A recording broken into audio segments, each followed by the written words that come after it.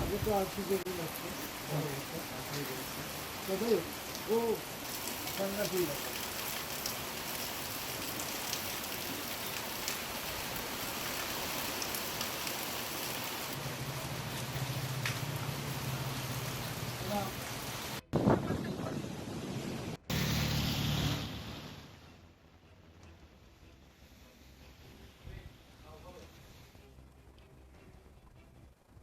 আগামী 48 ঘন্টা রাজ্য জুড়ে বৃষ্টির পূর্বাভাস। বিক্ষিপ্তভাবে বজ্রবিদ্যুৎ সহ বৃষ্টিটি মূলত হালকা থেকে মাঝারি বৃষ্টির পূর্বাভাস। ভারী বৃষ্টির কোনো সম্ভাবনা নেই।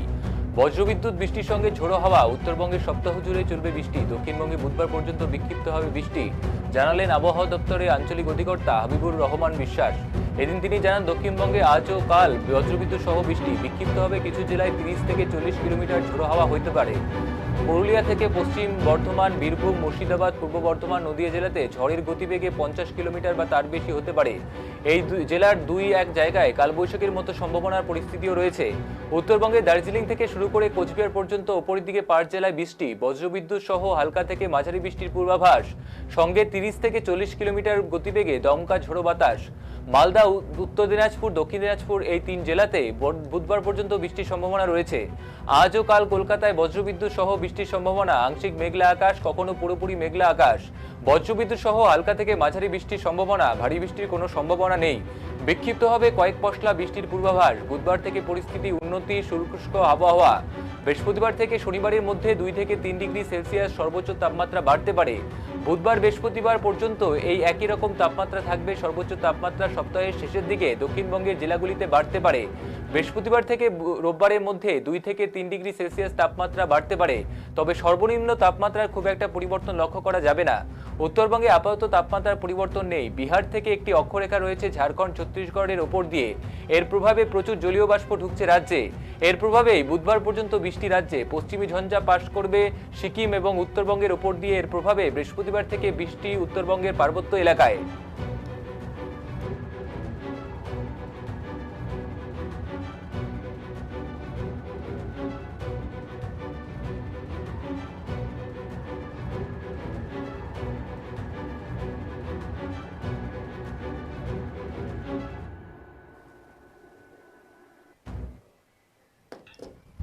এখন আমাদের আজকের যে পূর্বাভাস দেওয়া হচ্ছে আগামী 7 দিনের জন্য, তাতে দক্ষিণবঙ্গের জেলাগুলিতে আগামী 2 দিনে বজ্রবিদ্যুৎ সহ কিছুটা বৃষ্টিপাতের সম্ভাবনা রয়েছে।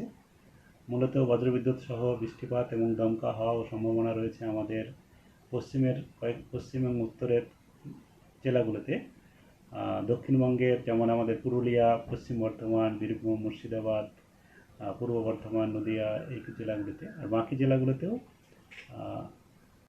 আংশিক মেঘলা আকাশ, তার সঙ্গে সঙ্গে 1-2 পশলা হালকা বৃষ্টিপাত বজ্রবিদ্যুৎ সহ হওয়ার সম্ভাবনা রয়েছে বিক্ষিপ্তভাবে।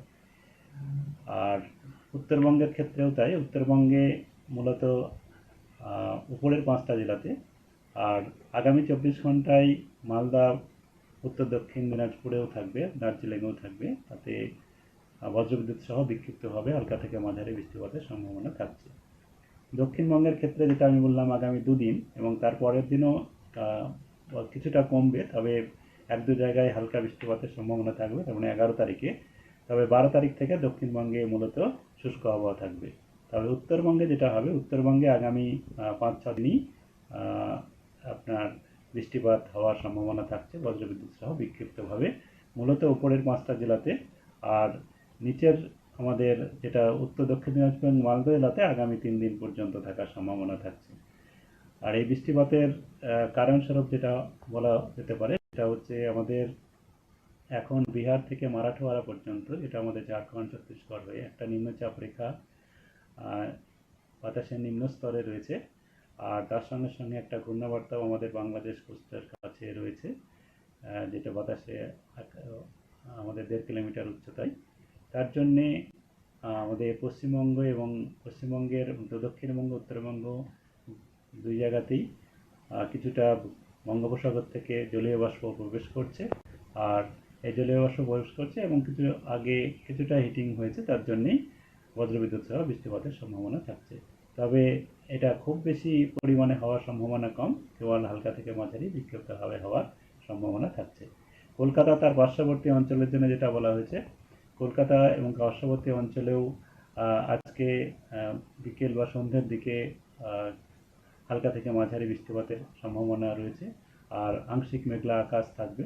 আগামীকালও তাই আংশিক মেঘলা আকাশ, সন্ধ্যার দিকে বা দুপুরের দিকে হালকা বৃষ্টিপাতের সম্ভাবনা রয়েছে। তারপর দিনে মূলত শুষ্ক আবহাওয়া থাকবে। আর তাপমাত্রা যেটা পূর্বাভাস দেওয়া হয়েছে তাতে দক্ষিণবঙ্গের জেলাগুলিতে আগামী 3 দিন পর্যন্ত সর্বোচ্চ তাপমাত্রা বা দিনের তাপমাত্রা খুব বেশি তারতম্য হওয়ার সম্ভাবনা নেই। তবে 3 দিনের পরে তাপমাত্রা ধীরে ধীরে পরের 2 দিনে বা 3 দিনে আরও 2-3 ডিগ্রি বেড়ে, এখন যেটা আছে তার থেকে 2-3 ডিগ্রি বেড়ে যেতে পারে। এখন কিছুটা স্বাভাবিক বা কিছু কিছু জায়গায় স্বাভাবিকের থেকে একটু কমও আছে মেঘলা আকাশের জন্য।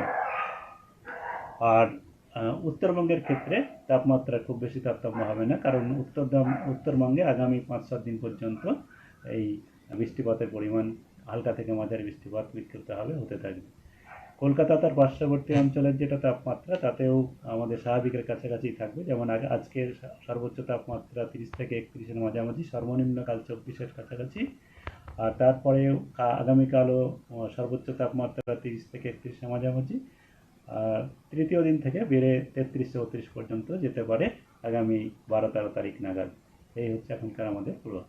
স্যার, হাওড়া, হুগলি, উত্তর চব্বিশ পরগনা এগুলো? হাওড়া, হুগলি, উত্তর চব্বিশ পরগনা জেলাতেও বিক্ষিপ্তভাবে 1-2 জায়গা করে বৃষ্টিপাত হওয়ার সম্ভাবনা থাকবে, আর আংশিক মেঘলা আকাশ থাকবে। আর উত্তরবঙ্গের বৃষ্টির কারণটা কি? উত্তরবঙ্গেও একই কারণ। উত্তরবঙ্গে যে নিম্নচাপ রেখা রয়েছে তার জন্য আমাদের বাতাসের নিম্ন স্তরে দিক থেকে বঙ্গোপসাগর থেকে দক্ষিণ থেকে বাতাস উপরের দিকে প্রভাবিত হচ্ছে, তার জন্যে কিছুটা জলীয় বাষ্প যাচ্ছে। আর উত্তরবঙ্গে উপর দিয়ে কিছুটা আমাদের যেটা পরের দিকে যেটা আছে, আগামী 2 দিনে এরকম, কিন্তু পরের দিকে কিছুটা পশ্চিমী ঝঞ্ঝার প্রভাবও থাকবে, যেটা আমাদের উত্তরবঙ্গের উত্তরাংশের দিক দিয়ে চলে যাবে। আগামী 2 দিন মানে আজ আর কাল তো? হ্যাঁ, তারপরে আজ আর কাল উত্তরবঙ্গ এবং দক্ষিণবঙ্গ এই 2 জায়গাতেই আপনার, এবং তৃতীয় দিনেও মানে হচ্ছে আপনার 11 তারিখেও বিক্ষিপ্ত হবে, 1-2 জায়গায় হবে। তবে আজ আর কালকে বেশি এলাকায় থাকবে দক্ষিণবঙ্গের জন্য, কিন্তু উত্তরবঙ্গে আপনার আগামী 13 তারিখ পর্যন্ত বা 14 তারিখেও কিছুটা থাকবে। পরিস্থিতি কেমন থাকবে? বৃষ্টিপাতের অবস্থা কি আছে?